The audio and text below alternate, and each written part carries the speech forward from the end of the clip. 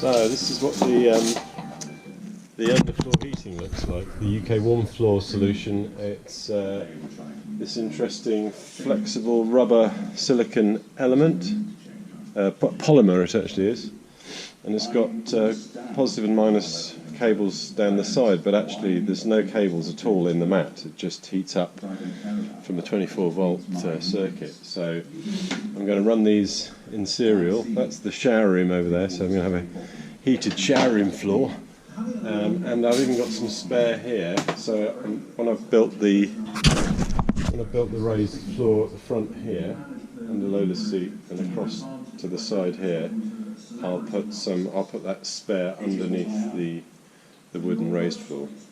It's 6mm, the insulation's 6mm underneath.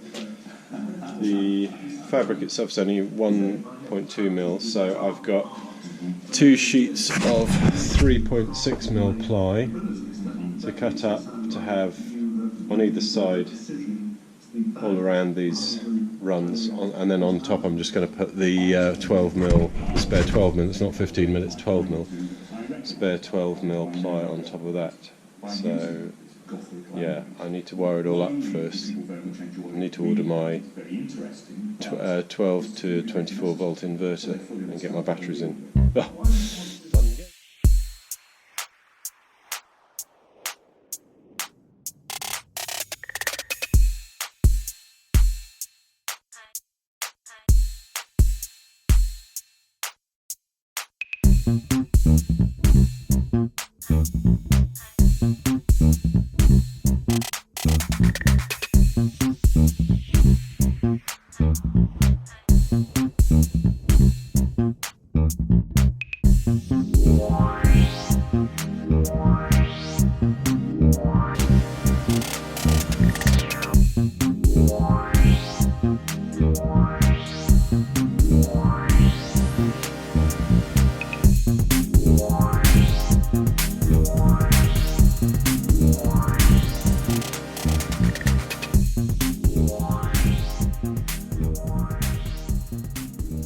So just before I put the floor down, I've strengthened underneath this underfloor heating section, because this is where the plug hole is going to be for the shower, and the wood is going to taper down to that point. So this is the thinnest point. It'll be 3.6mm ply on top of there by the time it gets to the middle. So I wanted to give it some extra support. I've also got this underfloor insulation to go under the thinnest part of the ply, so I just need to lay that down as well.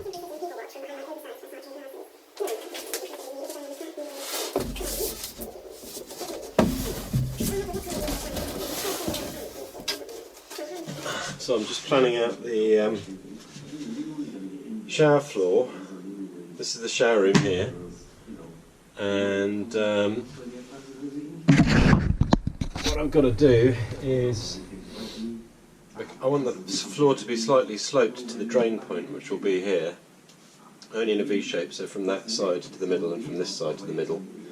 So I need to cut this section out, and then with my table saw make some slim wedges, a series of slim wedges to point down to that point, and then eventually seal it all and paint it with epoxy.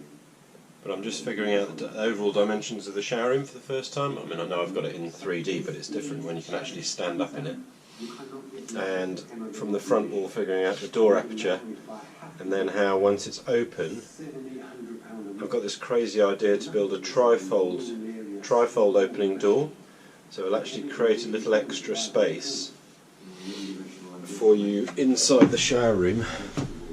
When you're in here, you'll have this extra space here to stand and towel yourself down in, which will be behind doors. Hope that makes sense. It's a narrow opening though, isn't it? I guess you go through it sideways when you come in for a shower. It's not a big shower anyway, but I think that will really help. I think it'll be essential, so I'm going to have to try and make it work somehow. So yeah, I need to do some cutting next.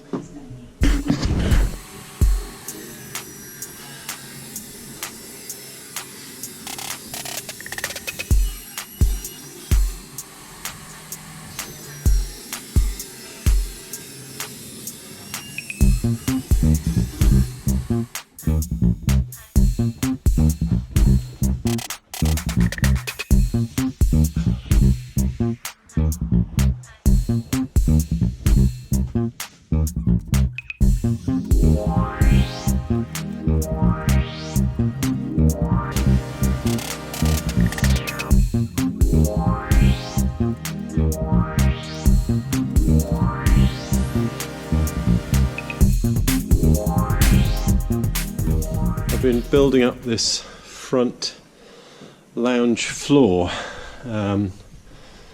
because I've obviously got the water tank here under the front seat, and it goes right to the back of the step at the back of the cab, so I'm putting a floor on top of it to hide it.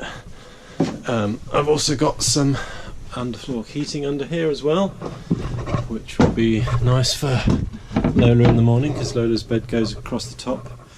Now this floor will obviously come across to the side panel here. This is where the electrics panel's going to go, the control room, so I just need to build up the rest of that floor as well, and then I'll obviously put down lino or whatever I'm going to put on top of it. But it's important that it have to be able to raise it up whenever we need to get access to the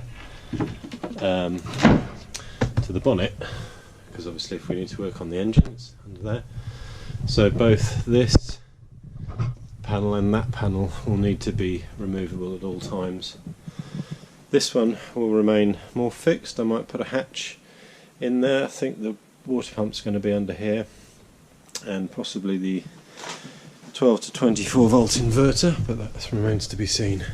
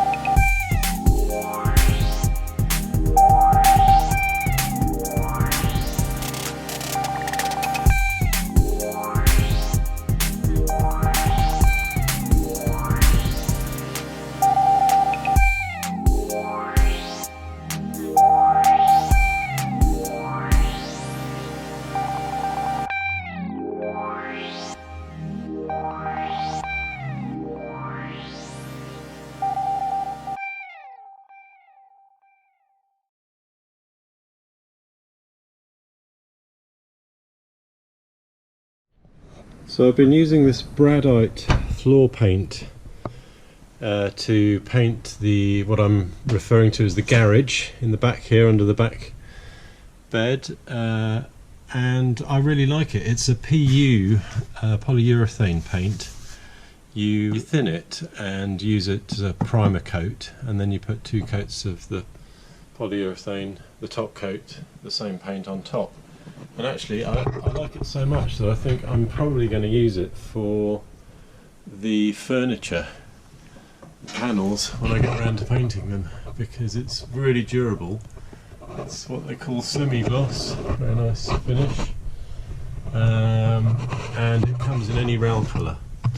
So I'm trying to match a colour, and I think I've got it, so I'm going to get a sample set made and then use this paint for a a test on some of the 15mm ply that I'm using for the panels.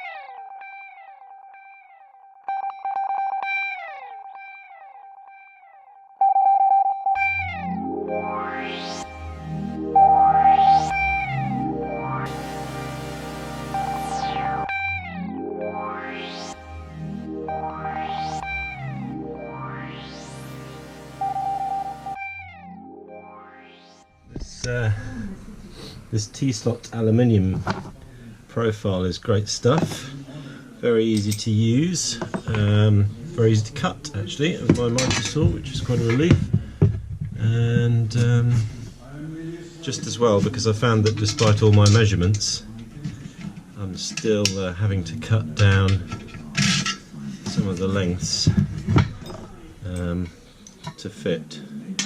But I'm not really surprised at that. I'm no engineer and I can't consider my plans to be 100% accurate by any means. But let me just show you. This is, so I've cut some brackets from some just plain right angle aluminium. My trusty beveled drill bit. And I've bought 50 of these countersunk hex screws to fit it all together, and you pretty much need a right angle piece for one for every direction at every junction, or that's certainly what it feels like to me. But it really does hold it firm when it's tight, so that's reassuring.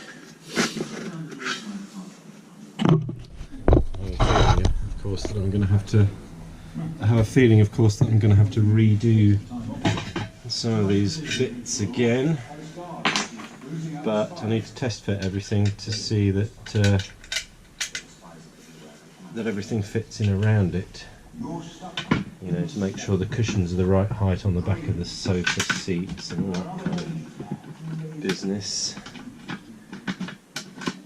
But luckily it's quite easy to take apart again, unlike some of the other bits in the van. When you've done them, they're fixed forever.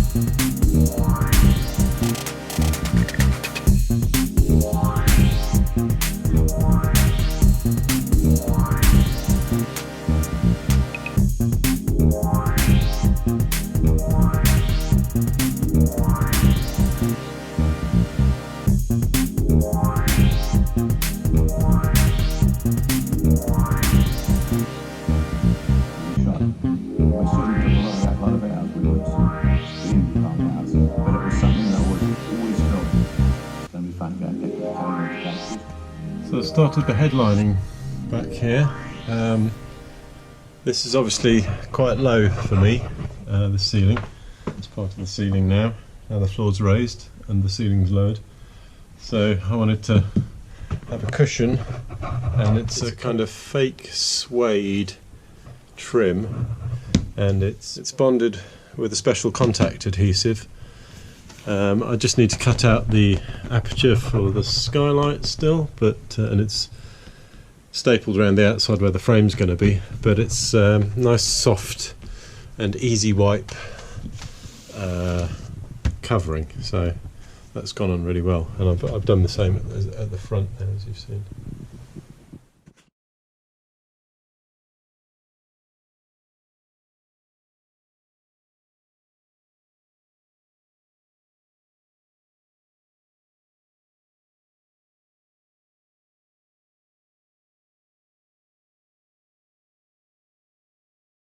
So a little side project I've been working on is a rear bumper system, and I was very fortunate enough to have Will Smith donate me an already made up bumper, steel bumper from a Mark II LT, and I mounted it on the bumper mounts and it fits absolutely perfectly. I've had to fabricate some extensions which you can't see under there, but I was amazed that it's identical width. I mean, obviously it's not wraparound like the old bumper was on the side here, but I'm going to mount a pivot in here and have a swing out rear carrier, so it needed a good base to mount to, and that just fits perfectly. I've modified it with a couple of hex bolt flush bolts through to the original bumper mounts. Just needs to have